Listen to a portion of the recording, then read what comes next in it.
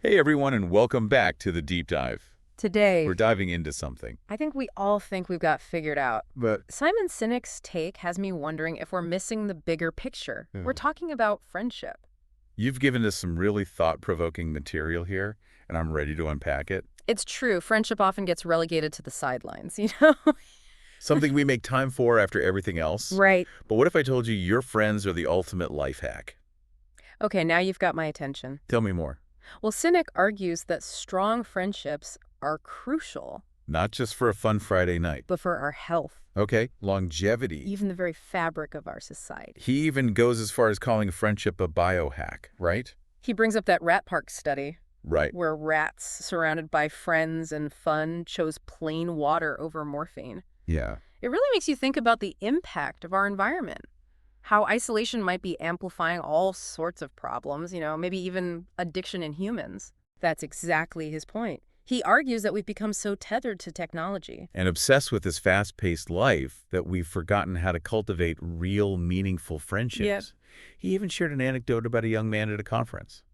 Surrounded by people, yet feeling totally lost, asking, Wow. how do I even make friends? That story really struck a chord with me. I've definitely felt that pang of loneliness Yeah. in a crowded room. That sense of being surrounded by people, yet not truly connected. It's like we're constantly scrolling through social media, seeking validation from likes and comments, but neglecting the real human connections right in front of us. It's interesting, isn't it? Because we're more connected than ever Right. through these devices and through social media, and yet, We're lonelier. yeah, and so how do we combat that? So Sinek's arguing that service is the foundation of those deep, lasting friendships. Yes. And it's not about grand gestures or trying to entertain someone. It's about showing up consistently, offering genuine care, and being present. Being there. He tells a story about a friend who called him every single day for months after he lost a loved one. Mm-hmm. That's not about offering solutions. It's about offering unwavering support, just being there. And that really gets to the heart of what Sinek is saying. It's the small, consistent acts of service, The listening ear. the shared meal, those seemingly insignificant moments that build the foundation of a strong relationship. So we're talking about shifting our mindset from what can I get out of this friendship to how can I show up for this person? Exactly. Yeah. And that leads us to the question of how we define a true friend. Sinek encourages us to differentiate between those casual acquaintances Right. and the people who genuinely bring joy and support into our lives. He even has a funny name for those friends who seem to revel in our misfortunes. Uh-huh. Those Mr. Schadenfreude types. Always around to offer unsolicited advice when things are bad. But strangely absent during celebrations. He's definitely encountered a few of those, and honestly, who hasn't? Sinek's point is that true friends are there for the highs and the lows. Yeah. They celebrate your victories as if they were their own, and they offer a shoulder to cry on without judgment when things get tough. He observed that people are quicker to share bad news with a large group than good news with a select few, Interesting. which I thought was so insightful. What does that say about the depth of our relationships? Are we afraid to be vulnerable with those closest to us? It's a poignant observation, and it speaks to the lack of those deep, trusting connections where we feel safe sharing our joys and vulnerabilities without fear of judgment or envy. And Sinek believes this inability to be vulnerable is a major contributor to the rise of loneliness in our society. Absolutely. He links it to several factors. The decline of communities, the rise of social media. And a general lack of emphasis on service and togetherness. It's like we've forgotten how to be part of something larger than ourselves. He talks about the pushback against national service initiatives as an example. How there's this resistance to engaging in activities that benefit others, Right. It's easier to focus on our own little worlds. our own needs and desires. But Sinek is advocating for a shift in mindset. Okay. Move away from what's in it for me to how can I contribute? He calls this the giver's mentality. And he believes it enriches both our personal and professional lives. So how do we apply this giver's mentality in a practical sense? Yeah.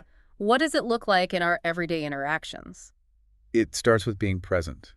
With truly listening to understand, Okay. not just waiting for our turn to speak. Mm-hmm. He talks about the importance of in-person interaction. How it fosters connection and creativity. He even praises companies like Pixar who design their offices to encourage those chance encounters and informal conversations. I love that. Because it's almost like we're fighting against human nature when we're so focused on, heads down work all the time. In a way, yes. It's about recognizing that we are social creatures and that true connection flourishes in shared spaces where serendipitous interactions can spark something new. And that brings us to his concept of the residual beneficiary trap. What exactly is that, and how do we avoid it? That it's so easy to let our relationships be the afterthought, the thing that gets whatever scraps of time and energy we have left after we've tended to work and errands and, everything else on our to-do list. Right. That's the residual beneficiary trap. It's like we're telling our loved ones, like, hey, you're important to me, but just wait right there until I finished everything else. Exactly. And Cynic makes this brilliant comparison to dental hygiene. Okay. Neglecting our teeth might seem harmless in the short term. But eventually it catches up with us, leading to some pretty dire consequences. Right. Relationships are much the same. So we need to treat our relationships like we treat our teeth. Daily maintenance to keep things healthy. Precisely. Yeah. Those small, consistent investments in our relationships. Okay. A phone call, a shared meal, Mhm. a listening ear. They're like brushing and flossing for our emotional well-being. I like that. They might seem insignificant on their own. But over time, they build a foundation of strength and resilience. It's about consistency over intensity, right? It's not about those grand, sporadic gestures, but the small, everyday acts of love and connection. Exactly. Just like we wouldn't expect to get in shape by hitting the gym once a month. Right. We can't expect our relationships to thrive without regular nurturing. Yeah. He challenges listeners to do a digital detox with their partners. Emphasizing the transformative power of uninterrupted quality time. That's a challenge I'm willing to accept. It's so easy to get caught up in our devices, but those moments of genuine connection, those are the moments that truly matter. Absolutely. So we've been talking about this in the context of like our personal friendships and relationships. Mhm. But this giver's mentality isn't just for personal relationships. Cynic sees it as essential for effective communication in all areas of life, even something like public speaking, It's true. which is interesting because like he's kind of known for his public speaking. Yeah. What's his secret? Well, he believes that many people approach public speaking with the wrong mindset. Instead of aiming to get something, be it applause or, recognition or a book deal, he advocates for a shift to giving. It's about genuinely wanting to offer value to the audience. So it's about approaching the stage thinking, how can I serve this audience? Rather than what can I get from this experience? Exactly. And Cynic believes that this mindset shift can be applied to any form of communication. Whether it's a presentation to thousands or a conversation with a close friend. I like that. Now, he also talks about the importance of vulnerability in building trust and connection. He even admits that he struggles with certain areas like finance. Right. It's refreshing Yeah. to hear someone in his position embrace vulnerability. He's demonstrating that it's okay to not have all the answers. To acknowledge our limitations and to be open about challenges. Right, and it makes him relatable, Yes, which probably makes him a more effective communicator. absolutely. Authenticity resonates. When we allow ourselves to be seen flaws and all of his hairs, gives others permission to do the same. Right. And that's where true connection begins. He also emphasizes the power of storytelling. Yes. How a well-told story can bypass our rational defenses and speak directly to our hearts. He's right. Stories have this incredible power to make us feel less alone. To help us make sense of the world. Yeah. And to inspire us to action. He shared a powerful story about an A-10 pilot who risked his life to save others.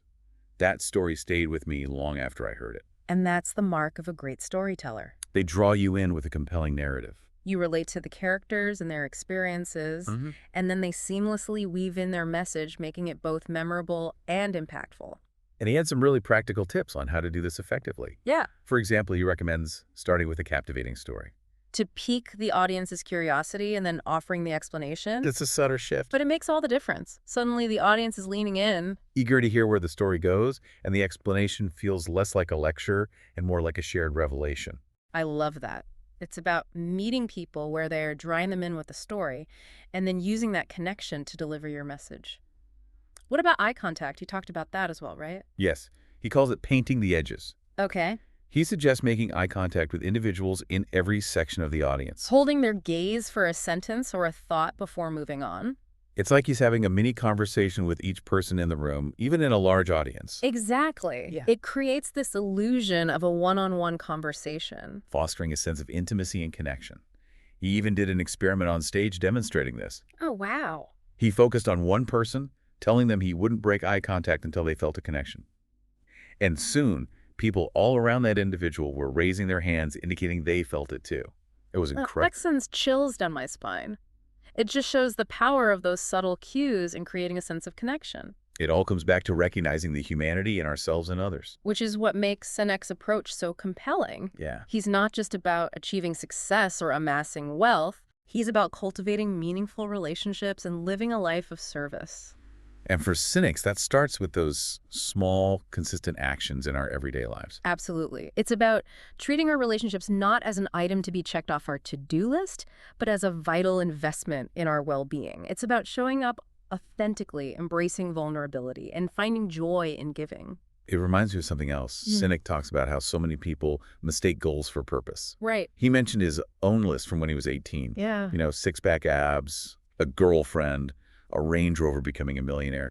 It's easy to get caught up in chasing those external markers of success. Well, and he realized those goals were driven by insecurity, Right. a desire for external validation, not a true sense of purpose.